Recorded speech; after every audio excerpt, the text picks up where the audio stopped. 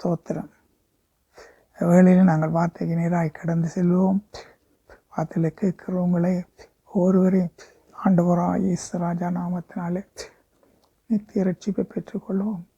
ரட்சிப்பின் தடைகள் நீங்கவும் இயேசப்பா நாமத்தினாலே ஆசீர்வதிக்கப்படவும் வாழ்த்தப்படவும் சமாதானத்தை பெற்றுக்கொள்வோம்.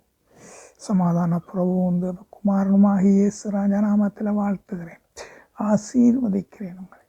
அல்லேலூயா, ஸ்தோத்திரம். நாங்கள் லூக்கா எழுதின சுவிசேஷ புத்தகம் 10ஆம் அதிகாரம் 38வது வசனத்தில் இருந்து 42வது வசனம் வரையும் வாசிப்போம். பின்பு அவர்கள் பிரயாணமாய் போகையில் அவர் ஒரு கிராமத்தில் பிரவேசித்தார். அங்கே மாத்தாள் என்னும் பெயர் கொண்ட ஒரு ஸ்திரீ அவரை தன் வீட்டில் ஏற்றுக்கொண்டார். அங்கே ஆண்டவராய் இயேசு ராஜாவும் அவருடைய சீசர்களும் பயணம் போகிறதை பார்க்கிறோம். போய் அங்கே மாத்தாள் என்னும் ஒரு சகோதரி அவரை வீட்டில் ஏற்றுக்கொண்டதை பார்க்கிறோம். அடுத்த வசனம் சொல்கிறது, அவளுக்கு மரியாள் எனப்பட்ட ஒரு சகோதரி இருந்தாள். அவள் இயேசுவின் பாதத்தருகே உட்கார்ந்து அவருடைய வசனத்தை கேட்டுக்கொண்டிருந்தாள். மாத்தாளோ பற்பல வேலைகளை செய்வதில் மிகவும் வருத்தமடைந்து அவரிடத்தில் வந்து, ஆண்டவரே, நான் தனியே வேலை செய்யும்படி என் சகோதரி என்னை விட்டு வந்திருக்கிறதை குறித்து உமக்கு கவலை இல்லையா? எனக்கு உதவி செய்யும்படி அவளுக்கு சொல்லும் என்றாள். இயேசு அவளுக்கு பிரதியுத்தரமாக, மாத்தாளே மாத்தாளே, நீ அநேக காரியங்களை குறித்து கலங்குகிறாய். தேவையானது ஒன்றே. மரியாள் தன்னை விட்டு எடுபடாத நல்ல பங்கை தெரிந்து கொண்டாள் என்றார்.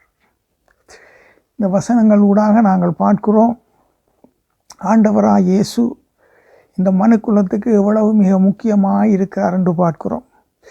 அவரே நல்ல பங்காக இருக்கிறார். அப்படியானால் கெட்ட பங்கும் இருக்கு என்பதுதான் அந்த அர்த்தம். அவர் ஒருவரே நல்ல பங்காக இருக்கிறார். அவர் ஒருவரே சகல மனுக்குலத்தின் பாவங்களை சுமந்து தீர்த்த தேவாட்டுக்குட்டியாக இருக்கிறார்.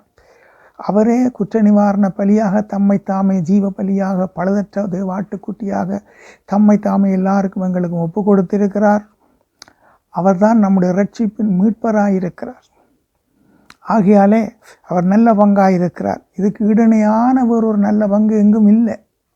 நாங்கள் எங்கு தேடி பார்த்தாலும் காண முடியாது. ஏனென்றால் எங்களுக்காக தன்னை தாமே ஒப்பு கொடுத்தவர், தேவாட்டுக்குட்டியாக சிலுவையில் அடிக்கப்பட்டவர், மரித்து அடக்கம் பண்ணப்பட்டு உயிரோடு ஜீவிக்கிறவர், அவரை போல வேறு ஒருவரும் எங்களுக்காக மனுக்குலத்துக்காக மீட்பை உண்டு பண்ணவில்லை.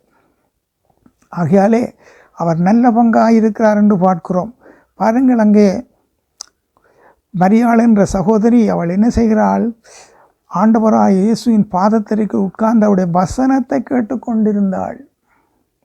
அவருடைய வேத வார்த்தைகள், வசனங்கள் மிக முக்கியமாக இருக்கிறது. அதே போல தான் உங்களுக்கும் எனக்கும் இந்த பூமியில் நாங்கள் வாழும் வரையும் ஆண்டுடைய வசனம் மிக முக்கியமாக இருக்கிறது. ஆண்டுடைய வசனம் என்று சொல்லும் பொழுது பரிசுத்த வேதாமம் அதுக்குள்ளே அடங்குகிறது. பரிசுத்த வேதாமத்தில் எழுதப்பட்டிருக்கிற ஜீவ வார்த்தைகள் நமக்கு அவர் நல்ல பங்கு என்பதை அறிந்து கொள்ளும்படியாக சகலவித சாட்சிகளோடு நமக்கு கொடுக்கப்பட்டிருக்கிறது. பரிசுத்த வேதாகமம் சொல்லுகிறது, மேகம் போன்ற இத்தனை திரளான சாட்சிகள் நம்மை சூழ்ந்திருக்க விசுவாசத்தை தொடக்கிறோம் முடிக்கிறோமாயிருக்கிற ஆண்டவரோடு நெருங்கி நிற்கிற சுற்றி நிற்கிற பாவங்களை தள்ளி வைத்து விட்டு ஓட்டத்தை ஓடக்கடவோம் என்று சொல்லப்பட்டிருக்கு. அல்லேலூயா. அப்போட வசனத்தை நாங்கள் வாசித்து உட்கொள்ளும் பொழுதுதான் இவர் எப்படிப்பட்ட நல்ல பங்கு, நாங்கள் எந்த பாரத்தை தள்ளி வைக்கணும், எந்த பாவத்தை விட்டு விடணும், எப்படி அவருடன் நாங்கள் வாழ வேண்டும் என்று நமக்கு கற்பித்து தருகிறது. ஆகையாலே பாருங்கள், அவள் உட்கார்ந்து வசனத்தையே கேட்டுக்கொண்டிருக்கிறாள். ஆண்டவர் சொல்லுகிறார், அதுக்கு மாத்தாளை பார்த்து சொல்லுகிறார் இயேசு அவளுக்கு பிரதியுத்தரமாக, மாத்தாளே மாத்தாளே, நீ அநேக காரியங்களை குறித்து கவலைப்பட்டு கலங்குகிறாய். தேவையானது ஒன்றே. மரியாள் தன்னை விட்டு எடுபடாத நல்ல பங்கை தெரிந்து கொண்டாள் என்றாள். இந்த உலகத்திலே கடைசி காலத்தில் நாங்கள் வாழ்ந்து கொண்டிருக்கோம். எங்கு பார்த்தாலும் பயங்கரமான பிரச்சனைகள் நம்மை சூழ்ந்து கொண்டிருக்கிறது. இதற்கு மத்தியிலே ஆண்டவர் இயேசு ராஜா ஒவ்வொருவருக்கும் ஒவ்வொரு மானிடருக்கும் மிகவும் முக்கியமான நல்ல பங்காயிருக்கிறார். அந்த நல்ல பங்கை நாங்கள் விட்டு விடாதபடி அவர் நாங்கள் பற்றி கொள்ளும் பொழுது அவரும் நமக்கு வாக்குத்தத்தம் தந்திருக்கிறார். கைவிடுவதும் இல்லை, விட்டு விலதும் இல்லை. இதோ உலகத்தின் முடிவரை இந்த சகல நாட்களும் நான் உங்களுடன் கூட இருக்கிறேன் என்று வாக்குத்தத்தம் தந்திருக்கிறார்.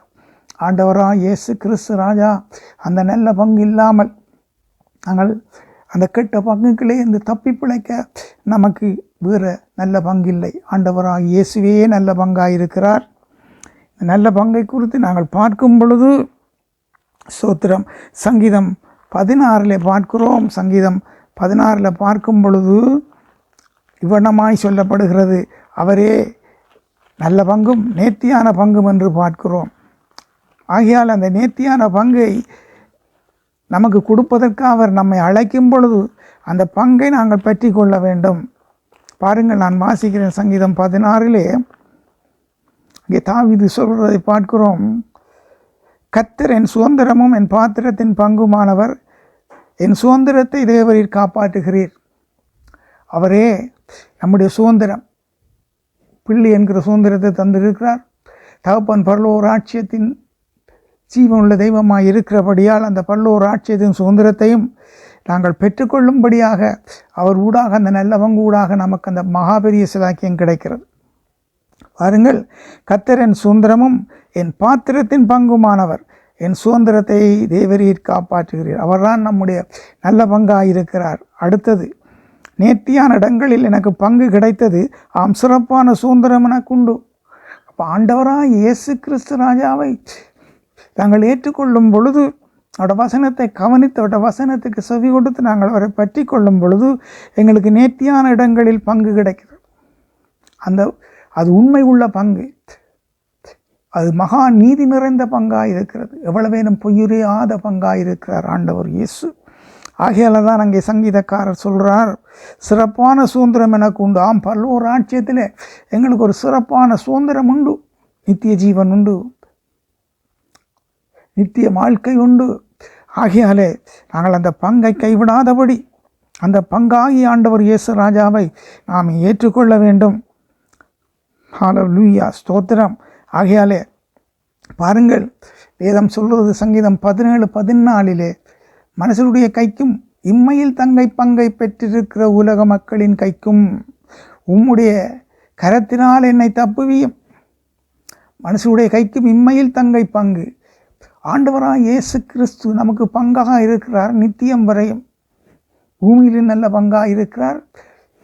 நாங்கள் அவரோடு போய் சேர்ந்து நித்தியமாய் வாழும் வரைக்கும் அவரே நல்ல பங்காக இருக்கிறார். தான் இங்கே வேதம் சொல்கிறது, தங்கள் பங்கை இம்மையில் தங்கள் பங்கை.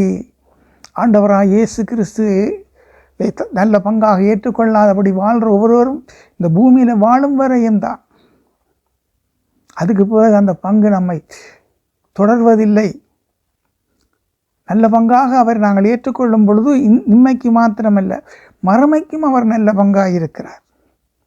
ஆகையாலே நாங்கள் இதை குறித்து ஞானம் அடைந்து இவைகளை அறிந்து நாங்கள் மனம் திரும்ப வேண்டியவர்களாக இருக்கிறோம். அவரே நம்முடைய பங்காக இருக்கிறார்.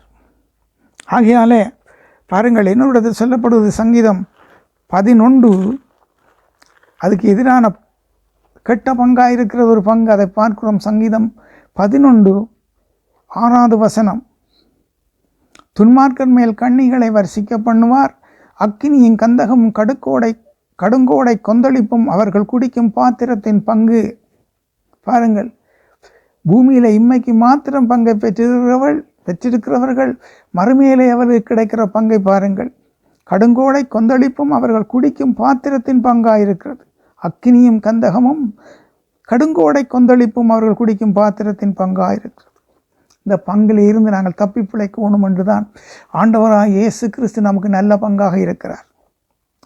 அது நித்தியமான பங்காக இருக்குது. ஒரு பொழுது நம்மை விட்டு எடுபடாத பங்காக இருக்கிறது.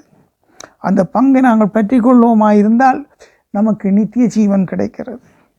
இதை நாங்கள் நன்கு புரிந்து கொள்ள வேண்டும். ஆகையாலே நாங்கள் பாருங்கள், எபிரேயர் 3 அதிகாரத்தில் நாங்கள் பார்க்கிறோம். அவரே நமக்கு நல்ல பங்காக இருக்கிறதை குறித்து நாங்கள் அங்கும் பார்க்கிறோம். பாருங்கள், எபிரேயர் 3ஆம் அதிகாரம் 14வது வசனம் சொல்லுகிறது, நாம் ஆரம்பத்திலே கொண்ட நம்பிக்கையை முடிவு பரியந்தம் உறுதியாய் பற்றி கொண்டிருப்போமாகில் கிறிஸ்துவனிடத்தில் பங்குள்ளவர்களாயிருப்போம். நாங்கள் அவர் ஏற்றுக்கொண்டபடி கலப்பேல் மேல் கையை வைத்துட்டு பின்னிட்டு பார்க்கிறவர்களாய் காணப்படாதபடிக்கு அவர் எங்களுக்கு ஜீவனை தந்திருக்கிறார். பாவத்தில் மரித்திருந்த ஜீவாத்மாவை புதுப்பித்து அவர் அந்த ஜீவனை தந்திருக்கிறார். நாம் செய்ய வேண்டியதெல்லாம் அவர் ஏற்றுக்கொண்டவர்கள் யாராவது கேட்டுக்கொண்டிருந்தால் நாங்கள் ஆரம்பத்தில் கொண்ட நம்பிக்கையை முடிவறியந்த உறுதியாய் பற்றி கொள்வோமாகில் கிறிஸ்துவனிடத்தில் பங்குள்ளவர்களாயிருப்போம். இன்று அவருடைய சத்தத்தை கேட்பீர்களாகில் கோபமூட்டுதலில் நடந்தது போல் உங்கள் இருதயங்களை கடினப்படுத்தாதிருங்கள் என்று சொல்லியிருக்கிறதே. ஆகையாலே கிறிஸ்துவனிடத்தில் நாங்கள் பங்குள்ளவர்களாய் நாங்கள் மாற வேண்டியவர்களாய் இருக்கிறோம். பாருங்கள், ஸ்தோத்திரம், அல்லேலூயா, ஸ்தோத்திரம். ஆகையால் பரிசுத்த ஆவியானவர் சொல்கிறபடி இன்று அவருடைய சத்தத்தை கேட்பீர்களாகில் வனாந்திரத்திலே கோபமூட்டினது போலும் சோதனை நாட்களில் நடந்தது போல உங்கள் இருதயங்களை கடினப்படுத்தாதீர்கள் என்று அங்கும் சொல்லப்படுகிறதை பார்க்கிறோம். ஆகையாலே நாங்கள் அவ்விடத்தில் பங்குள்ளவர்களாய் நாங்கள் மாற வேண்டும். அவரே நம்முடைய மெய்யான நல்ல பங்காய் இருக்கிறார். மாயக்காரருக்கும் பங்கு உண்டு.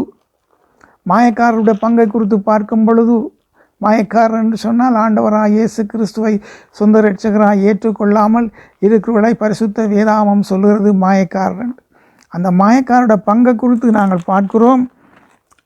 மத்தேயு எழுதின சுவிசேஷ புத்தகம் 24ஆம் அதிகாரம் 51வது வசனம் சொல்லுகிறது, அந்த ஊழியக்காரன் நினையாத நாளிலும் அறியாத நாளிகளிலும் அவனுடைய எஜமானன் வந்து அவனை கடினமாய் தண்டித்து மாயக்காரரோடே அவனுக்கு பங்கை நியமிப்பான். அங்கே அழுகையும் பட்கடிப்பும் உண்டாயிருக்கும் என்று சொல்லப்படுகிறது. அங்கே மாயக்காரருக்கு ஒரு பங்குண்டு. ஆண்டவரை ஏற்றுக்கொண்டவர்களுக்கு ஒரு நல்ல பங்குண்டு. இதில் இந்த பங்கை நாங்கள் தெரிந்து கொள்ள போகிறோம். நல்ல பங்கைத்தான் நாங்கள் தெரிந்து கொள்ள வேண்டும். ஆண்டவராக இயேசு கிறிஸ்துக்கு ஒருவனும் கெட்டுப்போது அவருக்கு விருப்பமே இல்லை. எல்லோரும் ரட்சிக்கப்படணும் என்பதே அவருடைய சித்தமாக இருக்கிறது. இந்த கடைசி காலத்தில் வாழ்ந்து கொண்டிருக்கோம். எங்கே பார்த்தாலும் யுத்தங்களின் செய்தியையும் பூமியத்தின் செய்திகளையும் அழிவுகளையும் அநேக பொல்லாத காரியங்களை நாங்கள் காண்கிறோம், கேள்விப்படுகிறோம். ஆகையாலே நல்ல பங்காய் ஆண்டவராக இயேசு கிறிஸ்துவை நாங்கள் ஏற்றுக்கொண்டு எங்களோட ஆத்துமாவை அவ்விடத்தில் அடைக்கலமாய் நாங்கள் ஒப்புக் கொடுக்கும் பொழுது அவர் முடிவு பரியந்த நல்ல பங்காயிருந்து அந்த ஆத்துமாவை சகல தீமைக்கும் விலக்கி பாதுகாத்து நித்தியமாக நம்மை அவரோடு சேர்த்து கொள்வார். ஆகையாலே கேட்டு யாவரும் சித்திப்போம், அவருடைய சத்தத்துக்கு செவி கொடுப்போம், மனம் திரும்புவோம்.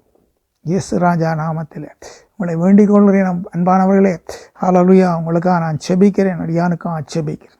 ஜீவனுள்ள பிதாவே, கொடுத்த வார்த்தைகள் ஆண்டவரே கேட்டவர்களும் அடியான் உட்பட ஆண்டவரே தகப்பனே இருவரமும் கருக்குள்ள பட்டயம் நிறைந்த உங்களோட வார்த்தை அப்பா தகப்பனே எங்களுடைய இருதயத்தை சீர்படுத்தட்டும், பரிசுத்தமாக்கட்டும். சுற்றி நீக்கிற பாவங்களை தள்ளி வைக்கத்தக்கதாக எங்களுக்கு அனுக்கிரகம் செய்ய வேண்டுமா செபிக்கிறேன். நாங்கள் எல்லோரும் நல்ல ஒரு ஓட்டத்தை ஓடி முடித்து நல்ல பங்காகி உங்களை பற்றி கொள்ள இன்மைக்கு மாத்திரமாக அந்த பங்கில்லையப்பா, நீங்கள் வறுமைக்கும் உள்ள பங்காயிருக்கிறீர்களே, நல்ல பங்காயிருக்கிறீங்களே, நேர்த்தியான பங்காயிருக்கிறீர்களே ஆண்டவரே. பாதாளத்தின் வல்லடிக்கு மீட்டு காக்கிற நல்ல பங்காயிருக்கிறீர்களே. அங்கே அழுகையும் பட்கடிப்பும் இல்லாதபடி எங்களை வாழ வைக்க நல்ல பங்காயிருக்கிறீர்களே.